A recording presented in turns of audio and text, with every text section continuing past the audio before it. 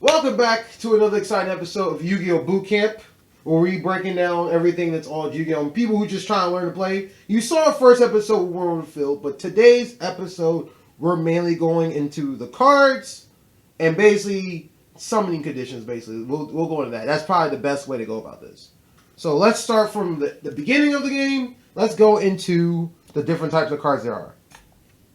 So we got our wrong button. Sorry guys. There we go. So let's start with our monsters. So we got our normal cards. Normal cards are basic cards that are this brighter white color. Not color. It's like I guess you could say it's like a tan color. Yes. These cards are basic. They don't have any effects or anything, and they're just regular monsters.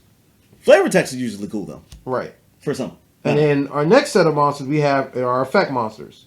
As you can see, it's a little bit darker than our normal cards. See, normal cards is brighter. This is darker. And it literally says effect on the card. It will not say normal on the card, but it literally says effect on the card. And effect cards are pretty self-explanatory. They actually have effects on the cards, so you can use them. And each card is different in what effect is. And you got also a flip effect card. It's the same thing as your regular effects, but as you can see here, it says flip on the card there. And it also has, if you can see correctly, hold on, sorry guys.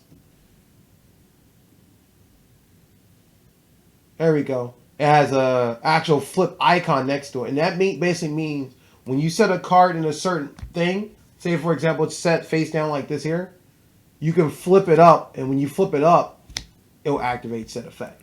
And I'll go into a little bit later about flipping cards and card positioning and stuff like that. That's a whole nother thing.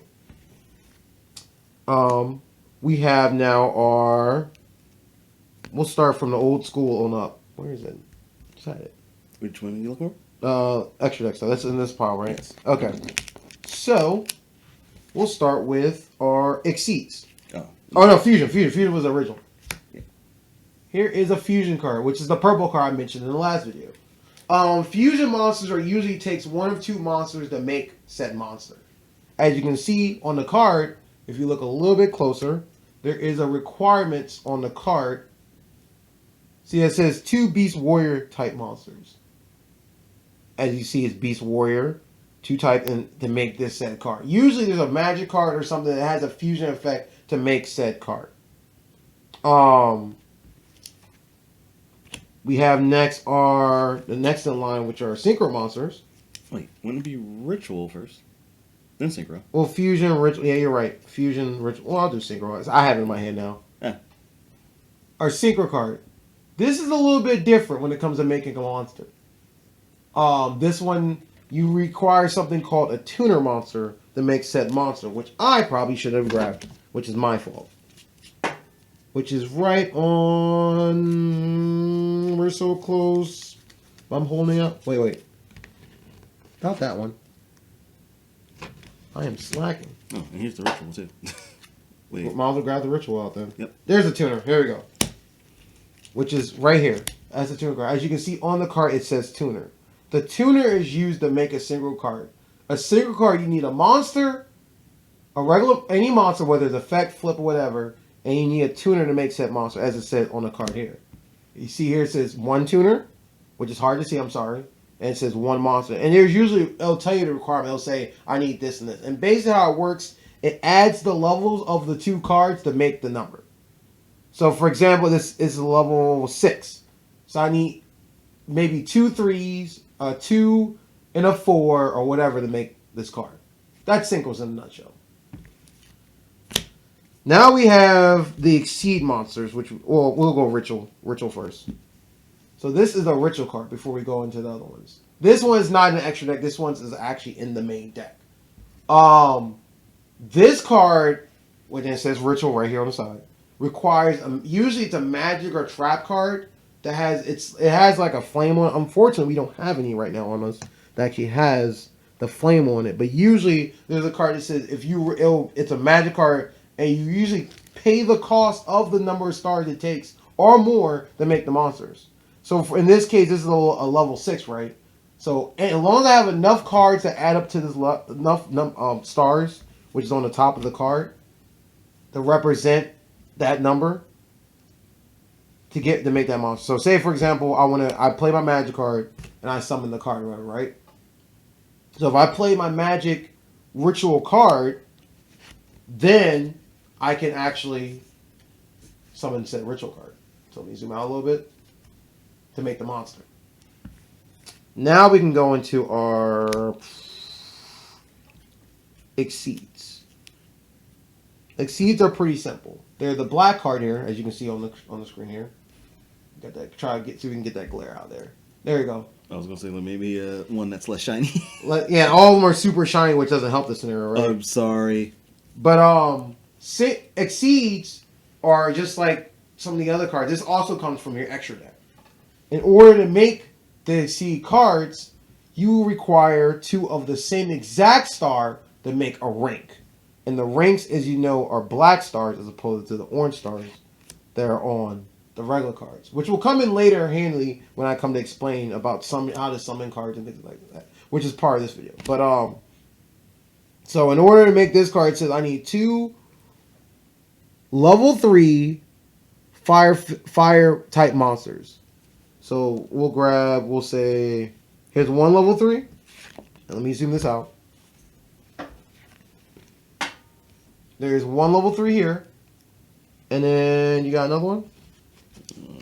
Some of your stuff just got mixed in. It got mixed in. Sad face. Oh, it's in my hand. There you go. There are 2 level 3s here. Basically how it goes, you put the 2 cards on top. And I both met the requirement. Fire type. Level 3s. On top. And this card. That's how it goes. So what happens when this card's like this? Basically the cards are used as material. And the materials are used to activate the effect for said card. So, say for example, it says detach 1 to search for a Fire Fist card, whatever it says on this card. So I detach 1. It goes into your graveyard, which is over here. About real quick, which is over there. And then I can use the card's effect. And you can only use the card effect based on the number of materials you have and what the card says. But that's exceeds. They're pretty simple. Now here's when things get a little bit complicated. Let's introduce the Link Monster. Now, I know there's going to be a lot to absorb in here, guys, but this one's going to be a little bit of a hefty one. Link Monsters are kind of weird. It's kind of like Synchros in a sense, and it's kind of like Fusion Monsters. Link Monsters, in order to make them, just like all the other extra monsters, and this is an ongoing thing you start to notice, has requirements. It's not based on the stars, the ranks, or anything. This is based on the number of that monster you have. The number of cards you have to make that monster. So, for example, this one has this thing on the bottom right, which says Link 1 on it. There you go, Link 1. So, Link 1 means you need 1 monster to make that. And it also says right here, on the card too, 1 normal summoned monster with the 1,000 or less attack to make this monster. So, for example, this is 1 card. We'll zoom out here. This is 1 card here.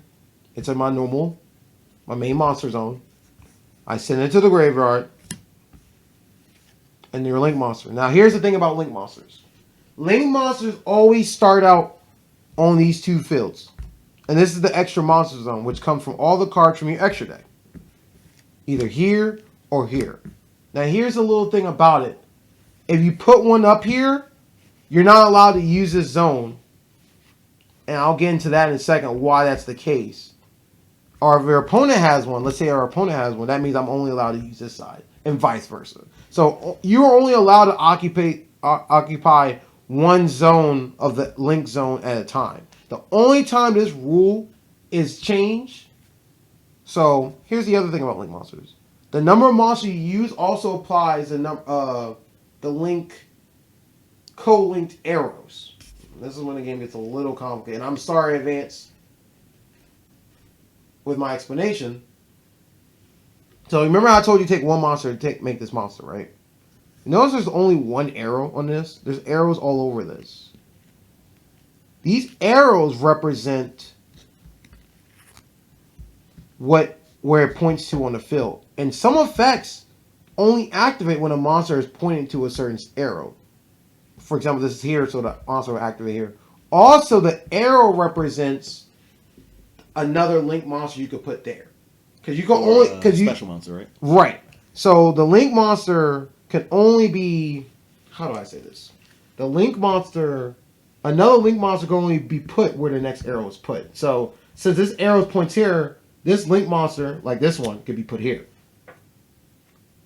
And then if you want to put another one, where would that one go? Over here. Or? Well, no, just here. It'll just be here. Because, well, down? Yeah. Well, down, well, here's the thing. These are only spell and trap cards, though. Yeah, so let me zoom out. So these are all spell and trap zones. So when I have this, even though this is pointing down, I can't put a monster there because only spell and trap cards can go here. So anything within this field, that's where it can point to. And it's basically kind of like a train. This points here, and since this points here, I can put a monster. But that only works with the link monsters. Now, if you have fusions or synchros on here, you can put them anywhere you want on here. But don't forget, if you need to make a link monster, so say, for example, there's an Exceed monster up here. I can't put a link monster on the field until I get rid of this card. Because link monsters always start here before it goes here. The only time that rule is overridden is if you somehow bring a link monster from the grave back to the field. Because anything that comes from the grave starts here. Doesn't start up here. That's your loop around. But those are basically all the monsters in the game. You got your links, normals, effects, flips, fusions, synchros, and rituals. We got that out of the way. I guess our next video, because I don't want to make the video too long for y'all, the next video will be going into spells and trap cards. And I will see you soon. Actually, the SourceU will see you soon. Yes.